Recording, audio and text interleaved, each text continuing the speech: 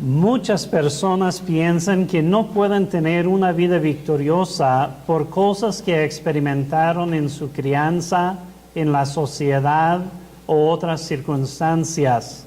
Pero veremos que el trato de Dios es con cada uno, es un trato personal y que el pasado no es determinante en la vida del creyente.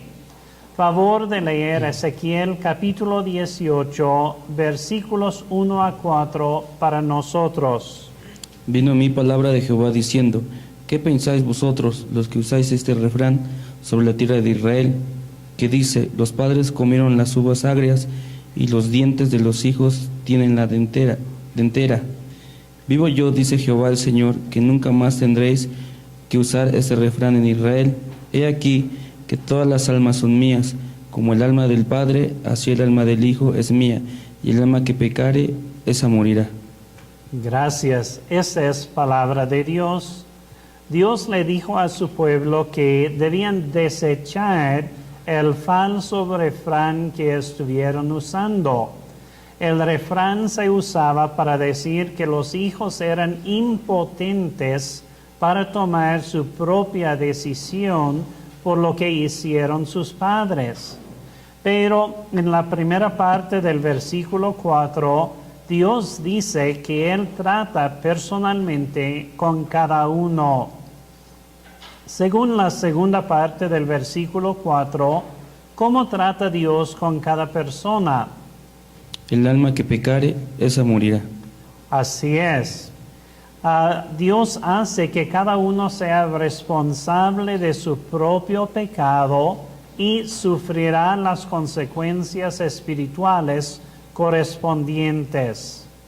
El que practique el pecado y rechaza a Dios sufrirá la muerte eterna.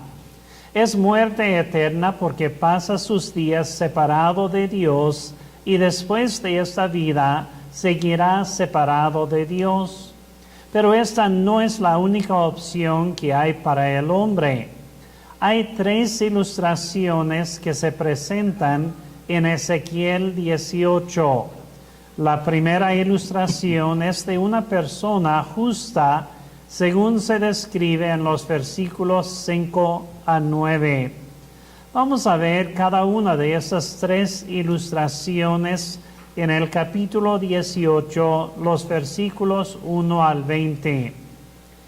Vemos la primera ilustración, una persona justa, y se describe en los versículos 5 a 9. Favor de leer Ezequiel capítulo 18, versículo 9 para nosotros. En mis ordenanzas caminaré y guardaré mis decretos para hacer rectamente. Este es justo, este vivirá, dice Jehová el Señor. Gracias. En el versículo 9, ¿cómo dice Dios que vivió el hombre y qué era el resultado? En mis ordenanzas camino y guardo mis decretos. Este es justo, este vivirá. Gracias. El hombre justo disfrutará de la vida eterna. Es vida eterna porque es vivir cada día con Cristo y después de esta vida vivirá con Cristo. Vemos en la segunda ilustración en Ezequiel capítulo 18, es el Hijo del Hombre justo. En la segunda ilustración vemos a una persona que practicó la maldad según se describe en los versículos 10 a 13. Dios dice que practicó muchos pecados como robar, matar, adorar ídolos, hacer lo incorrecto con los pobres, las mujeres y el dinero. Favor de leer Ezequiel capítulo 18, versículo 13 para nosotros. Prestaré a interés y tomaré usura. ¿Vivirá éste? No vivirá. Todas estas abominaciones hizo. De cierto morirá. Su sangre será sobre él. Gracias. En la segunda parte del versículo 13, ¿cómo dice Dios que vivió el hombre? Todas estas abominaciones hizo.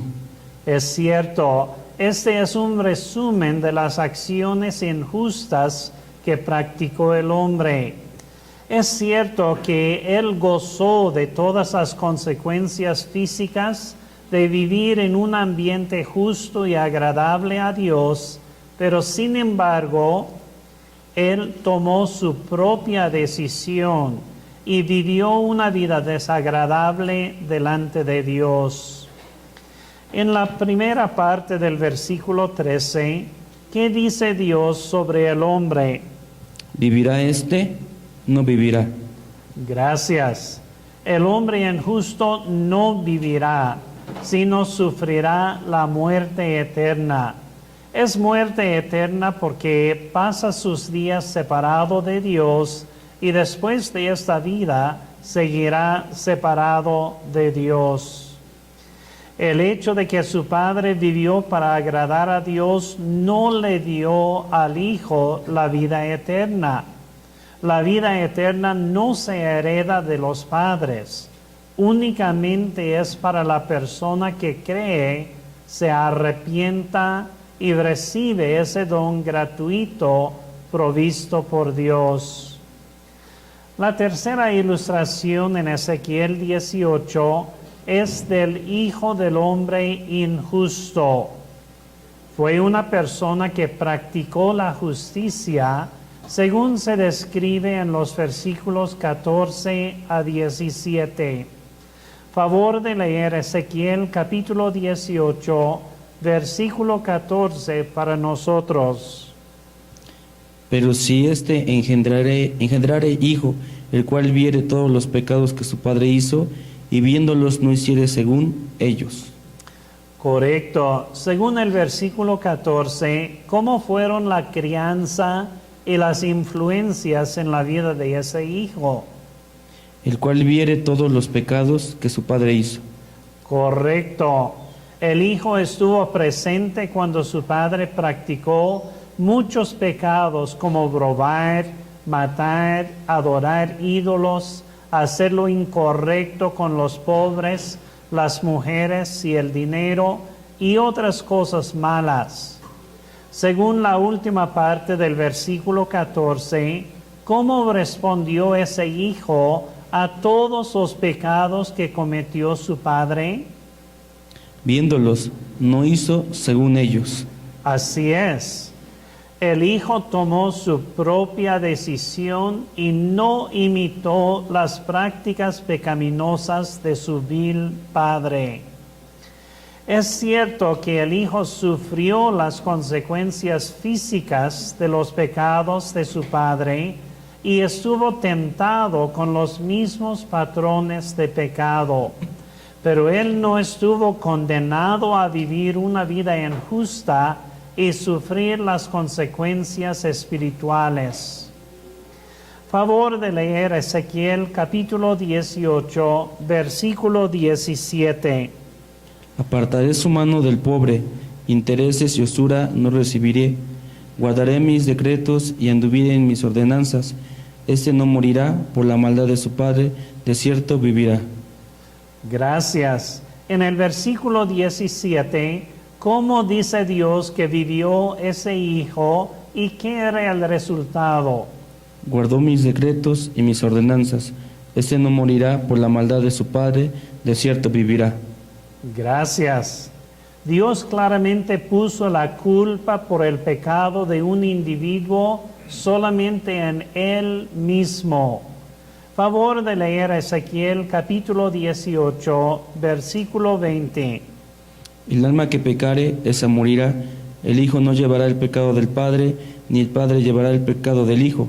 La justicia del justo será sobre él, y la impiedad del impío será sobre él. Correcto.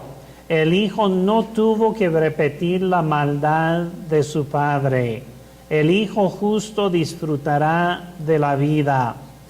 El hijo no tuvo que repetir la maldad de su padre. Cada uno puede estar expuesto a muchos pecados a través de su crianza, la sociedad y otras circunstancias.